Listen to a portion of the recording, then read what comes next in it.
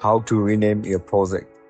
Are you guys facing issues to rename your project on CapCut application? If that's so, then this video might help you out. Without further ado, let's get started.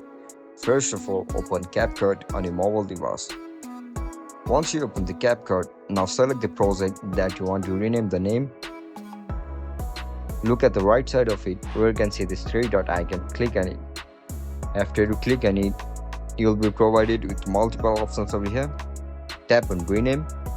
After you click on rename, now delete these text and write down the name according to preference. After write it down, tap and confirm. And that's it guys, that's how we're gonna rename our project on CapCut. If you guys found this video helpful, don't forget to like, share and subscribe to our channel. And if you guys have any issues regarding CapCut, make sure to comment down below. Bye bye.